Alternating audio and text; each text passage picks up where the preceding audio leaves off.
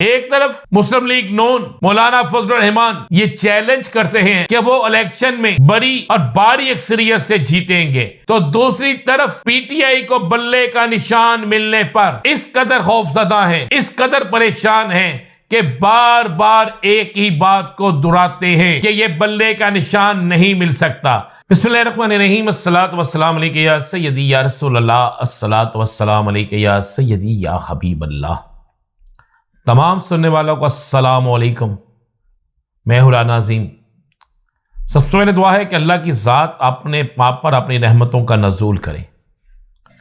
साल के आखिरी दिन है, नया साल आप पर रहमतों का साल हो, नए साल में आप पर रहमतें निछावर हो, और नया साल इस पाकिस्तान के लिए, नया साल इस पाकिस्तानी अवाम के लिए, सब के लिए रहमतों, बरकतों, मोहब्बतों का साल आए।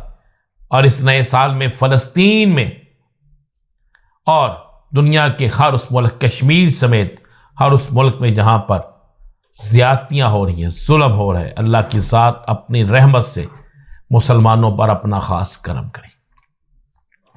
पाकिस्तान के अंदर सियासत इंतहाई गर्म हो चुकी है।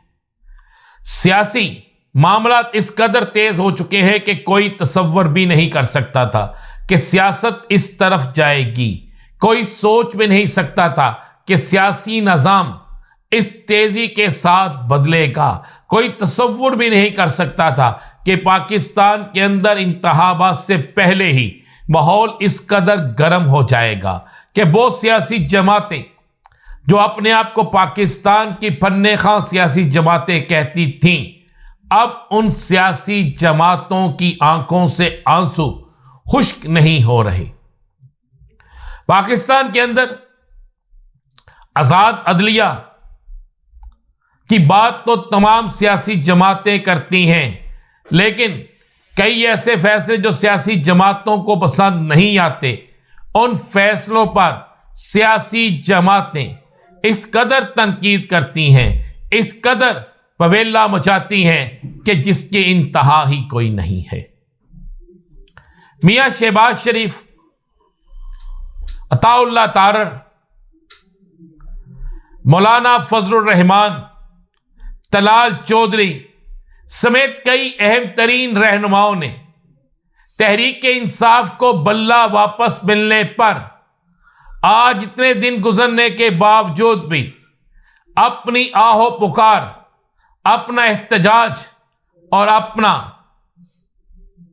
अपने मामलात को आज भी खत्म नहीं किया। एक तरफ मुस्लिम लीग नून मौलाना फजलुर रहमान ये चैलेंज करते हैं कि वो इलेक्शन में बड़ी और भारी अक्सरियत से जीतेंगे, तो दूसरी तरफ पीटीआई को बल्ले का निशान मिलने पर इस कदर खौफजदा हैं, इस कदर परेशान हैं कि बार बार एक ही बात को दोहराते हैं कि ये बल्ले का निशान नहीं मिल सकता। मेरी समझ से बाहर है कि उनको उनके आईनी कानूनी माहिरीन ये क्यों नहीं बताते कि पाकिस्तान की चारों बल्कि पांचों बड़ी courts, Punjab high court, Sindh high court, Balochistan high court, KP high court और इस्लामाबाद हाई कोर्ट कोई भी फैसला दे सकती है और उस पर अमल पूरे मुल्क के अंदर होता है। मिसाल के तौर पर लाहौर हाई कोर्ट ने एक फैसला दिया रिटर्निंग अफीसरान के हवाले से। वो फैसला भी इलेक्शन कमीशन के मुतल्का था। फैसला तो लाहौर हाई कोर्ट ने दिया था, लेकिन फौरी तौर पर मुल्क भर में रिटर्निंग अफीसर्स की ट्रेनिंग को रोक लिया गया था और कहा गया था कि लाहौर हाई कोर्ट से यह फैसला आया है, जिस पर सुप्रीम कोर्ट ने इसको फौरी तौर पर सोमोटो लिया। एक ही दिन में इस फैसले पर समाअत हुई और फिर उस पर फैसला दिया गया। अगर उस वक्त एक हाई कोर्ट का फैसला पूरे पाकिस्तान पर लागू हो सकता था, तो आज फिर क्यों चीखा जा रहा है, क्यों चिल्लाया जा रहा है, क्यों तनकीद की जा रही है, क्यों अदलिया को मुतनाज़ा बनाने की कोशिश की जा रही है? और ये सब कुछ कोई और नहीं कर रहा, बल्कि ये सब कुछ इस वक्त अपने आप को सबसे बड़ी सियासी जमात कहने वाली नून लीग और उसके बाद मौलाना फजलुर रहमान कर रहे हैं। जबकि पीपल्स पार्टी ने इससे बिल्कुल हटके एक अलहदा पॉलिसी बनाकर उस पॉलिसी के तहत काम शुरू कर रखा है, और वो पॉलिसी ये है कि इंतखाबी निशान भी मिलना चाहिए और इलेक्शन की इजाजत भी मिलना चाहिए। अगली खबर मैं आपको यह देता चलूं कि मुस्लिम लीग नून की 4 सियासी जमातों से इत्तेहाद की जो बातें चल रही थी, उनमें सबसे पहले तो एक मीटिंग एक रोज पहले जो होती है वो मीटिंग होती है एमक्यूएम से। एमक्यूएम से होने वाली मीटिंग में मुस्लिम लीग नून को वाज़े तौर पर जवाब दे दिया गया है सीट एडजस्टमेंट के हवाले से, जिसके बाद मुस्लिम लीग नून ने जाकर जीडीए के दरवाजे पर दस्तक दी है, जिसके बाद मुस्लिम लीग नून ने जाकर दीगर सियासी जमातों के दरवाजों पर दस्तक देनी शुरू कर दी है। सिंध के अंदर इलेक्शन से पहले ही उन्हें डेंट पड़ना शुरू हो गए हैं। दूसरा, तहरीक इस्तेहकाम पाकिस्तान के साथ जो उनकी टिकटों की बात चल रही थी, उस पर भी इसहाक डार के इस बयान के बाद कि महसूस तरीन तरीके से यानी चंद एक हलकों में सीट एडजस्टमेंट हो सकेगी, सुनने में आया है कि उस पर भी अच्छा खासा डेडलॉक कायम हो गया है।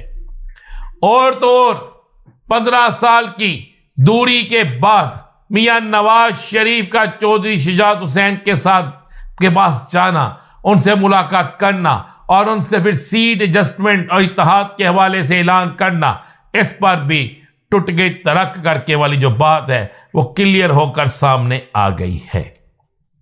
अब बात करते हैं दीगर मामलात की।